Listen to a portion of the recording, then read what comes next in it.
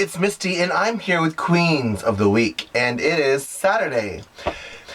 This week's topic is my topic. Recently, I was having a discussion with someone about how gay is okay in the media, gay is okay in TV, but there was a time before Ellen, before Queer as Folk, before Will and Grace even, where you really didn't see gay in the movies. You didn't see gay on TV. You didn't see gay anything. And those movies that did have gay genres were very far and few between. But there were some really good gay films out there, and we were talking about some of our favorites. So this week's topic is my topic. What are some of your favorite top 20 or more, if you have more, gay films that everybody should see? And yeah, here's mine. I'm going to start with my top 4 best all-time gay movies. These movies changed my life in weird ways. The first one is the first gay movie I ever saw. It was right after I came out of the closet. I think it was in 1997 maybe, or 6. It might have been 1997 or 96. I'm not sure, but the movie's called Jeffrey. Oh my god, this movie was so good. It starred that really hot gay guy from Pretender. Oh, it was so good. And the other one that really changed my life was the second gay movie I ever saw, and it was called It's My Party. And this movie changed my life in a weird way because it's about HIV and AIDS. And it was before I became sexually active, and it really opened my eyes to HIV, and that, guess what? It can take your life. So it really instilled into me, I mean, the movie wasn't about safe sex, but it really instilled into me, respect yourself, protect yourself. So that's a message I'm constantly teaching and preaching and sharing with my friends and my lashes, because you have to respect yourself and you have to protect yourself. But it's called It's My Party, and it's about this guy who's dying, and he wants to have a party at his funeral. Oh my god, I remember bawling my eyes out. Prayers for Bobby.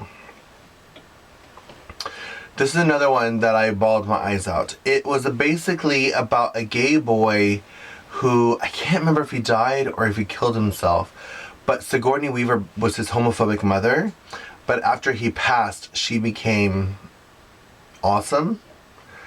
Again, a day late and a dollar short, but became like a big P-flag mom, and it wasn't a mainstream movie. It was more like a made-for-TV, but it did star Sigourney Weaver, and it was really good. And so good that I wanted to buy it and send it to my mom. I never did, but it was really good. And the last one of my top 4 is called Bent. Wow. Bent is about, it stars Clive Owen. Whoa. Which was the first time I ever really fell in love with him. Hashtag still in love with him. It's about these guys in Auschwitz, and they're not allowed to touch each other, and they're in love, but they can't have physical love. It's emotional and mental love. And I remember there's a sex scene where they're not even touching, but they're standing in the rock yard or whatever in the Jewish Holocaust camp, and they're standing by each other and just making love with their mind. Wow. It was really good. Changed my entire life and my respect for Clive Owen. Hashtag forever a fan. Alright, so I've got a lot of very eclectic tastes, like learning movies, educational movies, drag queen movies. Obviously, I just did my top 4 favorites.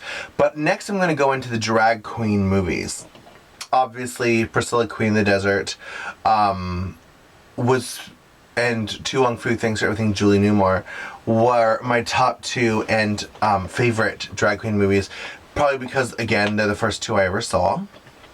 And they were mainstreamish. Like, they weren't so, like, you know, B-roll. They were, like, awesome.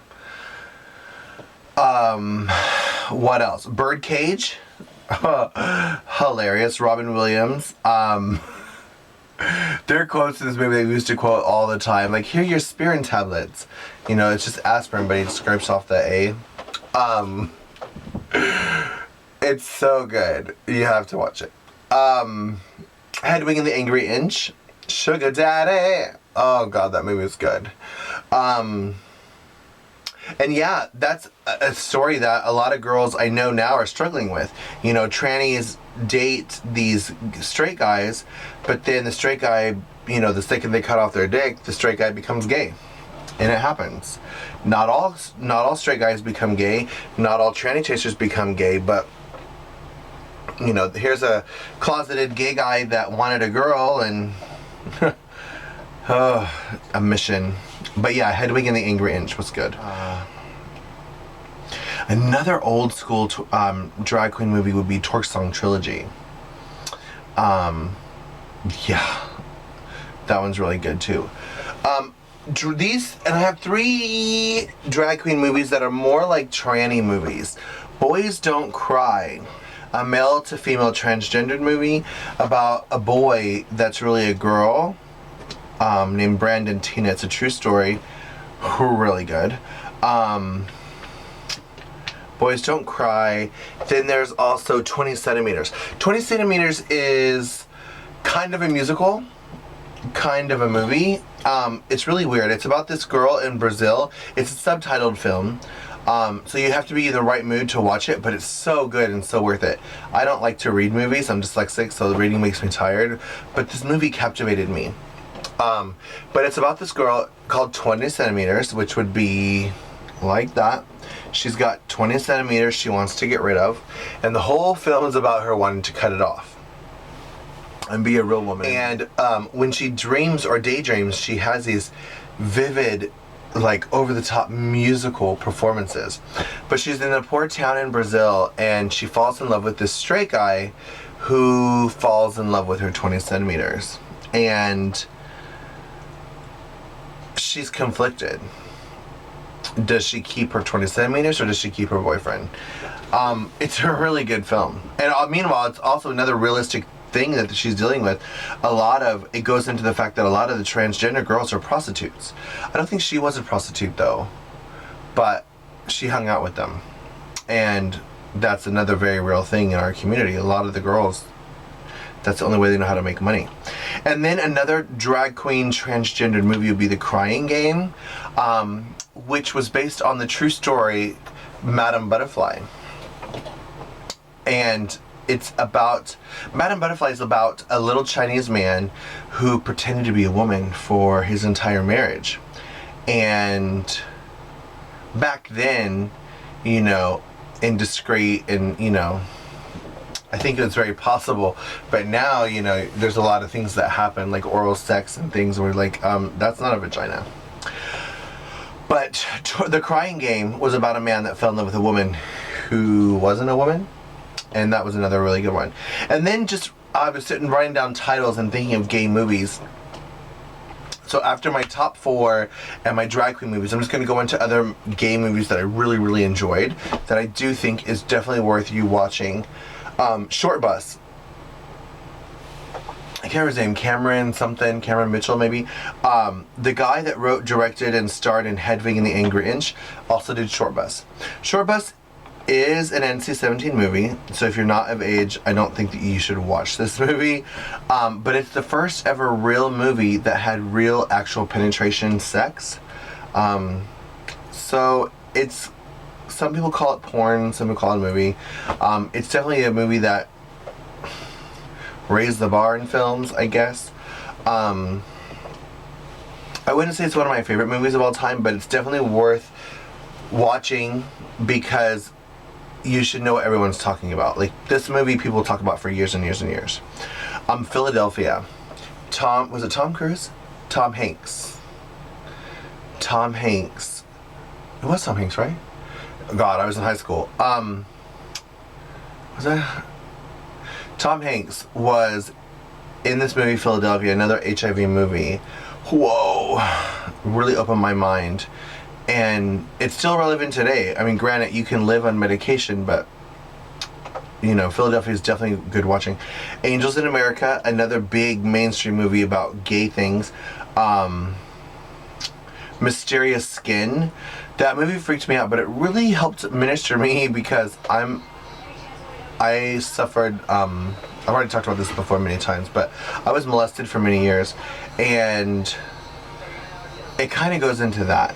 It's about this little boy who's on the baseball team, and he's molested by his coach. And when he gets to become an adult, he thought he was abducted by aliens, but in reality, he was blacking out his sexual abuse. I really, really, really enjoyed this movie, Mysterious Skin. And it starred that kid from that 70s show. So big name actors too. Saved. I don't know why I just love this movie. Mandy Moore, okay, it's a Christian movie, but it's not a Christian movie. It's based on a Christian school and these people, but Macaulay Culkin plays a little gay boy in a wheelchair. And Mandy Moore's in it, and she's like the perfect goody Christian. And I remember she threw the Bible at this other girl to like whatever, and she turned around and she's like, "The Bible is not a weapon." Hashtag a quoted line for a very long time. Let's see. 20 Minutes Crying Game. Band already did. Bound. Oh, that was so good. Bound was with Jennifer Tilly. It was a lesbian movie. I think it was Gina Gershon. I don't know why. I'm not a lesbian, but this movie really turned me out. Bound was really good. Mulligans I actually watched this year, and I've always been attracted to older men. Like, very attracted to older men. And I think that's why I enjoyed this movie so much. But it's about this boy who is closeted, and he's best friends with his college roommate, or just best friends. And his best friend's like, "Hey, why don't you come home with me for Christmas break or whatever?" I can't remember what it was. Some break. Spring break, Christmas break, something. And he goes home, and his best friend doesn't know he's gay, and his best friend doesn't know his dad's gay. Long story short, his best friend hooks up with his dad, and it's really good. It's really, really, really, really a good movie. And I can't remember the name of the guy, but the guy that played the dad, I kind of sort of cyber-stalked for a minute. Like, we're friends on Facebook because I hashtag love him. Milk is a movie. It's a recent movie in the last 10 years, I think, but it was set in the 70s with the Harvey Milk era, and it's very educational. I think you should watch it because it talks about the 70s when we're all fighting for our rights. And Adam and Steve is really funny. I wouldn't say it's on the top of your watch list, but you should watch it. High Art is another lesbian erotic story. It was really good. Bridegroom was more of a documentary. Bridegroom is this year. It's brand new. About these two guys that were in love and soulmates. And one of them ended up dying, and I cried my eyes out. In and Out was a mainstream movie with Kevin Kline, I think, in the movie theaters. It was a good movie about somebody coming out of the closet and their struggles. I definitely recommend In and Out. Latter Days, oh my god, so good. Get Real was another high school coming of the closet movie. And Far From Heaven was, I think it was Julianne Moore was in it. It was another mainstream movie that was in the theaters. It's really, really good. So yeah, I have a little more than 20. Priscilla, Queen of the Desert, Tu Wong Fu, Thanks for Everything, Julie Newmar, Jeffrey, The Birdcage, Hedwig and the Angry Inch, Short Bus, Philadelphia, Angels in America, Prayers for Bobby, Twerk Song Trilogy, Mysterious Skin, Brokeback Mountain. I don't know if I said that, but duh. I wrote it down. I don't know if I said it. Brokeback Mountain, definitely. Boys Don't Cry, Saved, 20 Centimeters, The Crying Game, Bent, Bound, Mulligans, Milk, It's My Party, Adam and Steve, High Art, Bridegroom, In and Out, Latter Days, Get Real, and Far From Heaven. Those are my 20 plus movies that I definitely think that you should watch. If you're not hip on your gay genre and your gay culture, definitely go for Netflix or a movie day and just sit down and just catch up.